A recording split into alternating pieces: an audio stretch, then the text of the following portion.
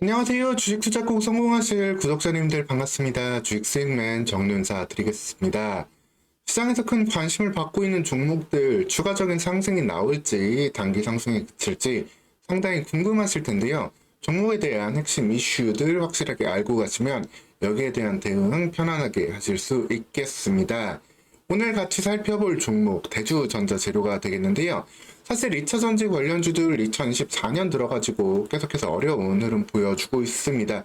그럼에도 불구하고 일부 종목들 앞으로 더욱더 성장할 미래 가능성 보고 다시 한번 반등하는 흐름 보여주고 있는데 그 중심에 대주전자재료가 있다라고 보시면 되겠습니다. 대주전자재료 과연 추가적인 상승 그리고 2차 전지를 이끌어가는 종목이 될 수 있을지 오늘 자세히 살펴볼 텐데 영상 보시면서 도움되셨다면 구독과 좋아요 한 번씩 눌러주시면 감사하겠습니다. 그러면 시작하도록 하겠습니다. 대주전자재료도 이제 작년까지 이제 고점을 상당히 높게 만들었었고요. 2차전지 관련주들 전반적인 흐름과 함께 갔습니다. 그리고 작년부터 좀 하락을 보이다가 올해 들어서 상대적으로 조금 다른 모습을 보여주고 있는 모습인데 음극재, 특히 실리콘 음극재 관련해가지고 동사의 기술이 확실하게 이제는 진입 장벽을 만들어가고 있다라고 보시면 되겠습니다. 여기에 갖고 있던 투자 여력까지 최대한 활용하면서 현재 공장 증설, 새만금 등에 지금 하고 있는 상황이기 때문에 현재 3,000톤의 캐파가 추후 1만 톤까지 확장될 수 있는 준비까지 해놓고 있는 기술과 양산력을 동시에 갖춘 기업이다라고 보시면 되겠습니다. 사실 기존의 2차 전지에서 가장 돈이 되는 부분, 핵심적인 부분은 결국 양극화할 물질이었습니다. 양극재라고 하는데 결국 이 부분이 배터리의 핵심적인 요소로서 많은 부분을 차지했었고, 그래서 F프로 같은 경우가 대규모 양극재 공급 등의 이슈와 함께 엄청난 상승을 보여줬었고, 현재로서는 그 상승 이후에 조금 조정이 나오는 모습, 추가적인 뭔가 새로운 뭔가가 필요한 상황으로 가고 있는데 이 부분은 조금 전기차 수요 증가가 될 때까지는 좀 시간이 걸릴 수 있는 부분이다라고 보시면 되겠습니다. 그럼에도 불구하고 대주전자재료 같은 경우에는 음극재 부분에서 기존에 없던 거를 만들어가고 있는 부분이기 때문에 이와 다르게 차별화되는 모습, 사실 제2의 에코프로처럼 갈 수 있는 가능성이 계속해서 나오고 있다라고 보시면 되겠습니다.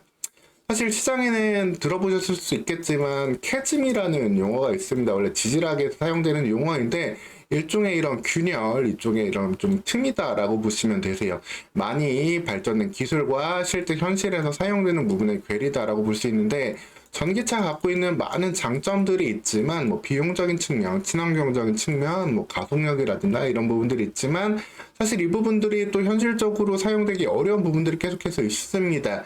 배터리 용량이라든가 특히 충전 등의 문제는 여러 가지로 조금 돌파구를 마련하려고 해도 어려운 부분들이 있죠. 근데 이 충전을 해결해주기 위해서 현재 가장 관심을 받고 있는 전기차 부분이 음극재 관련이다라고 보시면 되겠습니다.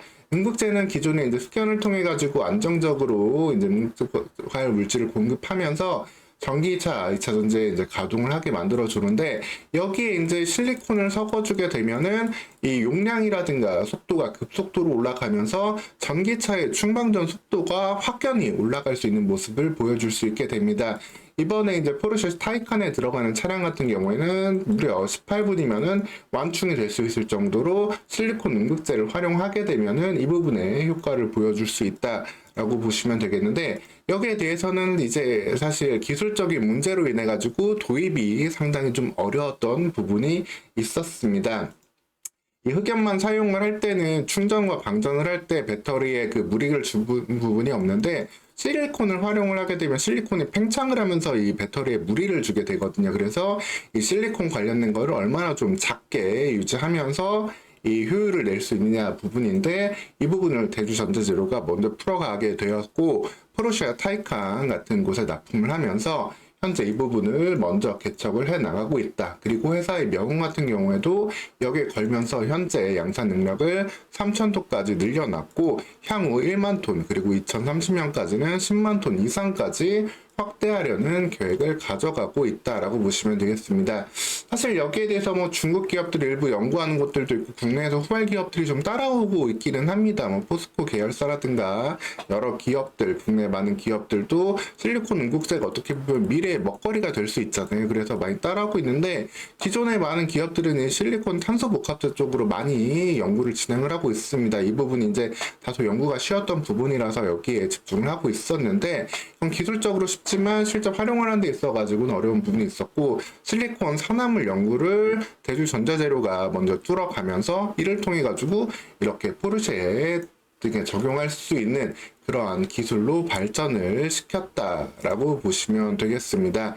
여기에 나아가서 현재 사용되고 있는 1세대에서 3세대 이 실리콘 응급제를 넘어가지고 향후에는 실리콘 비중을 더욱더 높이고 나아가서는 추가적으로 탄소까지 더욱더 활용하는 플랜까지 갖고 있는 대주전자재료이기 때문에 이 부분이 구체적으로 어떻게 이루어지느냐에 따라서 향후 성공 시에는 이제 5분 이내로 급속 충전이 가능한 전기차 배터리까지 만들어 갈 수 있는 그러한 가능성까지 있다라고 보시면 되겠습니다. 사실 이 부분 뭐 기술적으로 계속해서 어떻게 될지는 봐야 되는 부분인데 결국엔 실리콘 응급제의 부작용을 해결하는 게 실리콘 크기를 5나노미터 이하로 줄여가지고 하는 부분이 중요했는데 이 부분을 실리콘 산화물 방식을 통해서 대주전자재료가 먼저 뚫어냈고 여기에 대해서 양산까지 현재 가고 있는 부분이기 때문에 5분 이내로 충전은 더욱더 봐야 되는 상황이겠지만 현재로서는 충분히 이런 정도의 충전 가능성까지 끌어올려준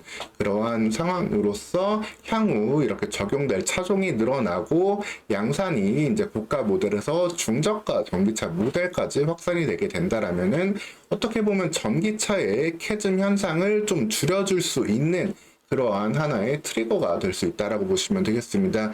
즉 전기차가 현재 약간 그 둔화되고 가고 있는 시장 분위기를 바꿔줄 수 있는 그러한 종목이 대주전자재료를 통한 가능성일 뿐 있다라고 보시면 되겠고요. 테슬라 같은 경우도 원톤형 배터리를 개선하는 그 노력을 현재 진행을 하고 있는데 이 부분에 대한 이슈가 오늘 5월 30일 또 관심을 받으면서 시장에서 다시 한번 많은 거래 대금과 관심을 받고 있는 종목이다. 라고 보시면 되겠습니다. 결국에는 근데 물론 테슬라 관련된 이슈들 그리고 다른 이제 고급차들 그리고 일반적인 대중 전기차들 이런 부분들까지 하나하나 다 적용될 수 있는 부분으로 볼 수 있거든요. 결국 테슬라나 포르쉐뿐이 아니라 기본적인 전기차 전반에 들어갈 수 있는 실리콘 응급제를 대규모로 양산을 하고 관련된 시장 성장을 견인하면서 그 수혜를 그대로 받을 수 있는 대주전자재료이기 때문에 대주전자재료의 지금 상승 같은 경우에는 전기차의 약세에도 불구하고 어떻게 보면 전기차 뭐 ETF라든가 전기차 쪽에서 계속해서 많은 관심을 두고 수급이 들어올 수밖에 없는 그러한 종목으로도 계속 관심을 가져보시면 되겠습니다. 이 실리콘 응급제 뭐 시장 규모에 대해서는 뭐 얼마까지 늘어날 수 있다 이런 추정치들이 계속해서 나오고 있지만 그 들어가는 추정치보다는 결국에는 이 대주전자재료가 양산해서 판매되는 게 바로 시장을 또 견인할 수 있는 부분이거든요. 현재 3,000톤 양산할 준비를 맞춰놨고 2024년 7,000톤까지 맞춰놨는데 사실 이렇게 시설을 증설하는 데 있어가지고 부채를 작년에 좀 많이 땡겼습니다. 그래서 부채 비율이 현재 한 171% 정도까지 올라오는 것으로 볼 수 있는데 사실 뭐 높다고도 볼 수 있지만 200% 안쪽으로 유지를 하는 선에서 최대한 캐파를 땡겨 놓은 거기 때문에 특별히 재무적인 부담이 크지 않은 상황이다라고 보시면 되겠고 그럼으로써 대주전자재료는 이제 준비를 마치고 한 단계 도약할 수 있는 그러한 종목으로 계속해서 관심을 두시면 되겠습니다. 이제 5월도 좀 지나가고 있고 이제 6월달 들어가지고 이 종목 조금 쉬면서도 움직임이 나올 수 있을 텐데 사실 단기간에 실적 자체가 뭐 그렇게 드라마틱하게 높게 나오기는 쉽진 않을 거예요. 그러다 보니까 뭐 1분기 실적을 확인하는 시점 이런 부분에서 한 번씩 차익 매물이 나올 수 있겠지만 결국에는 그럼에도 불구하고 24만 원 선을 돌파를 하게 된다라고 한다면은 이후에는 24만 원대를 지선으로 보면서 16만 원, 18만 원, 20만 원까지 차근차근 도약하고 이후에는 실리콘 응급제 매출 현황에 따라 가지고 그리고 도입 차종이 얼마나 늘어나느냐에 따라 가지고 그 이후에는 더욱더 빠른 성장세를 기대할 수 있는 실리콘 음극재의 대장주로 계속해서 지켜보시면 되겠습니다. 오늘 시간 이렇게 대주전자재료 어떻게 관심을 받고 있는지, 물론 기본적으로 매출을 내고 있는 기존 제품들 이 부분에 대한 이슈도 계속해서 있겠지만, 기존의 캐시카우성 제품 매출들은 크게 어떻게 보면 리스크 없이, 큰 이슈 없이 진행되고 있다라고 보시면 되겠고, 이 실리콘 음극재료 퀀텀 점프를 할 수 있는 대주전자재료이기 때문에 계속해서 14만 원대에 돌파 보면서, 그리고 이후에는 실적 시즌의 매물 확인하면서 하반기 그리고 내년까지도 관심을 볼 수 있는, 어떻게 보면 제2의 에코프로가 될 수 있는 제1의 대주전자재료 기억하고 챙겨보시면 되겠습니다. 오늘 시간도 영상 시청해주셔서 감사합니다.